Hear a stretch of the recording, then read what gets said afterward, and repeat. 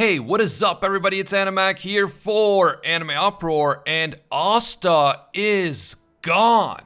Lucius was telling the truth. Asta was in fact eliminated as a threat, at least for now. Asta was apparently isekai'd to another world with his grimoire, and he is so far away that no one can sense his presence any longer. He may be on another continent, or maybe even in another dimension. And here's the crazy part. Wherever Asta has been teleported to, someone is there and expecting him.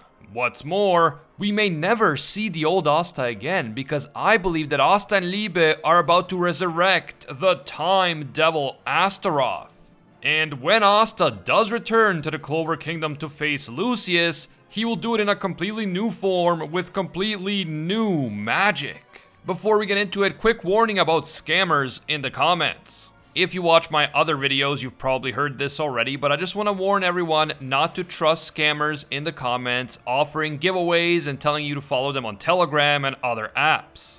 We do not use Telegram, and if there is ever a giveaway here on the channel, we will mention it directly in the video. We're not just gonna mention it in the comments. I try to ban these scammers from the channel whenever I see them, but unfortunately they keep popping up because they're bots, so please be careful. If you're not a bot, be sure to leave a like and subscribe to the channel to help us out with the YouTube algorithm. And of course, this video will of course contain Black Clover manga spoilers, so please proceed with caution. You have been warned. The previous chapter ended on a massive cliffhanger. Asta's injured body suddenly disappeared after being hit with a spatial magic spell launched by Sister Lily. At the same time, Lucius boldly declared that Asta has been eliminated, which instantly made us think that Asta could have been killed. Well, not really, he is the protagonist and this is Black Clover, but the question of what really happened to Asta loomed large over the fandom. And the concern over Asta's fate was amplified by all the shocked and terrified expressions on those who care about him, including Noelle, Mimosa, Sacre, and others.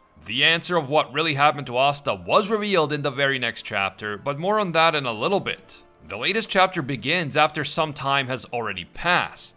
After Asta's disappearance, Sister Lily and Lucius used spatial magic to teleport out of harm's way, and so the captains never got the chance to fight Lucius.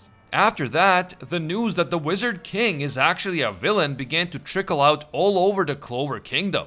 And once Yuno returns from his trip, he quickly meets with the Magic Knight captains and other powerful allies in order to discuss what happens next. Yuno is understandably furious when he learns about the Wizard King's betrayal and Asta's sudden disappearance. And some of the captains begin having doubts about their ability to challenge Lucius.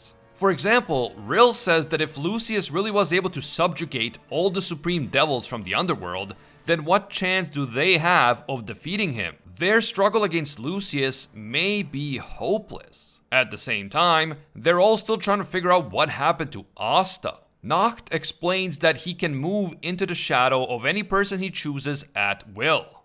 But right now he cannot enter Asta's shadow in order to locate him. This can mean only one of two things. Either Asta really is dead, or he is extremely far away. So far away that Nacht cannot locate him with his shadow magic. But this doesn't mean that he's just like in the next town over or something like that. It means that he must be on another continent or in another dimension. In other words, he is incredibly far away.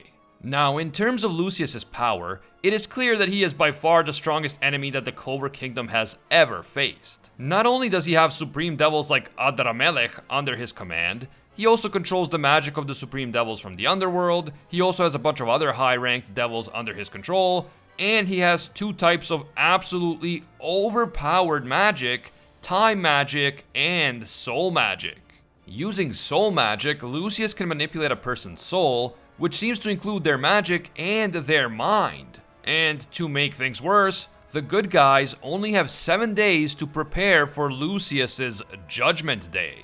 Yuno then steps up to the plate in order to rally the troops and rekindle their hope of victory. He says that if Asta is dead and he is never coming back, then Yuno will become the one who will surpass the Wizard King. And speaking of the Wizard King, we see Adramelech approaching a throne atop of which Lucius is sitting. Off to Lucius's right side, we see Sister Lily and Damnatio Kira, which means that both of them have now been turned into his paladins. There are two other people standing to the left of Lucius, but their entire bodies are covered in shadow, and so we can't determine who they are. Adramelech says that he is genuinely surprised by how strong Yuno has gotten in only a year. Yuno is now able to kill an entire group of high-ranking devils in an instant, and with his two grimoires and the power of Licht, Sun, and Sylph, Yuno is the only remaining threat to Lucius's ultimate master plan. Lucius says that in all of the tens of thousands of predictions that he had access to thanks to time magic, there is only one future in which his enemies have the upper hand. And the key to that specific future is Yuno himself. And so, at the same time that Yuno vows to defeat Lucius and become the Wizard King, Lucius vows to crush Yuno for the sake of world peace. The final section of the chapter finally reveals what really happened to Asta. He has been teleported to a sandy beach and he is lying motionless alongside his grimoire. As Asta just lies there, a man approaches him and says, "Oh, there you are," as if he was expecting Asta to show up here. We cannot see what this person looks like because the upper part of their body is completely hidden in shadow. But by the style of the outfit that the person is wearing, we can conclude that he is from the land of the rising sun, aka Hino country, the mysterious homeland of Captain Yami. And that is how this chapter ends, with the confirmation that Asta is still alive, but he has been teleported extremely far away. So when Lucius said that Asta was eliminated, he didn't mean that Asta was killed. He meant that Asta is now so far away that he has been eliminated as a threat. But even though this chapter answered the question of what happened to Asta, by doing that, it also raised a whole bunch of new questions. Why was Asta teleported to Yami's homeland, and why is there someone there who was actually expecting him? Could this man have some sort of previous connection to Asta? Like, could he be Asta's biological father? Or is he maybe there to train Asta in order to prepare him for the final fight against Lucius? Was Sister Lily even supposed to teleport him here? Or did someone intervene in order to ensure that Asta would be teleported to this exact spot where someone was waiting for him? Oh, and by the way, where is the land of the rising sun anyway? We know almost nothing about it, so is it just another continent in the world of Black Clover? Or could it be another dimension altogether, as Noct subtly hinted at earlier? Years ago, I did a video in which I theorized that Hino country could be a different dimension, maybe even medieval Japan in our own world. And when Yami accidentally traveled from his homeland to the Clover Kingdom, he didn't just travel from one continent to another, but from one dimension to another. Knowing Asta and how the man never gives up, one would think that Lucius would know that being on another continent would absolutely not stop Asta from coming back even stronger than before. But if Lucius thought that he had sent Asta all the way to another dimension and somewhere that Asta can't return from, then his actions would make more sense, as well as his comment that Asta has been eliminated. What do you guys think? Is Hino country just another continent, or is it another dimension altogether? Why was there someone expecting Asta in that exact location in that exact time? Could this man be Asta's father? Or is he maybe related to Yami? Is this connected to the fact that Asta and Yami appear to be the only two people who can sense ki in the world of Black Clover? Like, is that ability unique to the people from Hino country? And since Asta's biological father might actually be from there, Asta happens to have that same ability. Also, why would Lucius think that Hino country is a good place to teleport Asta instead of like into space or something? Was this the intended location, or did someone interfere with the teleportation spell? Definitely comment down below what your thoughts are, because as I said, this chapter did answer some important questions, but it raised even more questions immediately after that. I think that whatever happens next with Asta and Liebe will be directly connected to the time devil Astaroth. And in my previous Black Clover video, I talked at length about the connection that I think Asta and Liebe have to the supreme time devil. I believe that Asta and Liebe are two halves of Astaroth, and that someone, possibly Julius, split Astaroth's soul from his magic and then divided that soul into two pieces in order to create Asta, the only human born without magic, and Liebe, the only devil born without magic. Together, Asta and Liebe became the ultimate secret weapon for defeating Lucius. But in order to truly destroy him, they will need to rediscover their true nature. They will have to form the perfect devil union, which will resurrect Astaroth himself. This resurrection will create Asta and Liebe's final form, the ultimate transformation of two halves of one soul into the single supreme time devil, Astaroth. And in the previous few videos that I've been talking about this theory, I noticed that you guys really enjoyed it and you left a whole bunch of really great comments that build on this theory and make it even better. For example, I mentioned the idea that time magic and anti-magic could combine in some way to create a new ultimate magic that will defeat Lucius. A few of you guys commented saying that anti-magic itself could be a byproduct of time magic. The idea is that anti-magic isn't necessarily its own independent force, but rather it actually just cancels out the magic of others by stopping or even reversing the time of those spells. This would make anti-magic a sort of dark or negative counterpart of time magic, and once both of these powers are reunited within one devil, Astaroth, it will transform into an absolutely overpowered new magic type. I do think that this is an interesting idea, but we would have to account for the fact that anti-magic also seems to be able to absorb the magic of others, such as when Asta is using the Demon Dweller sword and the Demon Destroyer sword. That doesn't seem to be an effect that is directly related to time, so this would have to be accounted for in order for this anti-magic is the other side of time magic theory to be true. Another fascinating comment that I saw was talking about the symbol on Asta's headband, and the fact that this symbol looks a lot like the symbol that is visible inside the time magic orbs when someone uses time magic.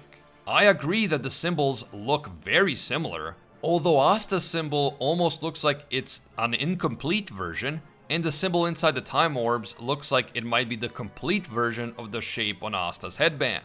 This could suggest an additional connection between time magic and Asta's anti-magic, but it is quite subtle, so we can't say with any certainty whether this is an intentional clue or whether it's just an artistic style.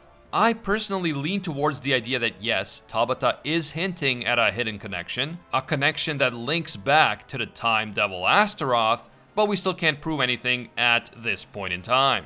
Additionally, I also saw multiple comments across several videos mentioning Asta's horns, including the fact that he manifests a fifth horn in his devil union form.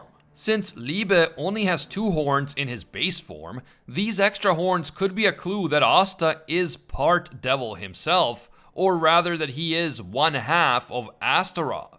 Since Astaroth is a supreme devil and one of the three strongest devils, and since the strongest devils tend to have more than two horns and their horns tend to be larger and more impressive, maybe when Asta and Liebe come together in their devil union form, Astaroth's true horns begin to manifest, and there appear to be 5 of them. Eventually, these horns may get larger and more impressive as Asta and Liebe's devil union becomes more perfect and as Astaroth's true nature begins to manifest. And if this theory is true, I am just so fascinated to find out what Astaroth's true form will look like, and also what his personality will be like as well. I am super interested to see why Astaroth went missing from the underworld and why we haven't seen him yet in the story. Since time magic gives Lucius the ability to look at like tens of thousands of possible future scenarios and plan accordingly, I can only imagine how many future scenarios Astaroth himself was able to anticipate using his own original magic, time magic.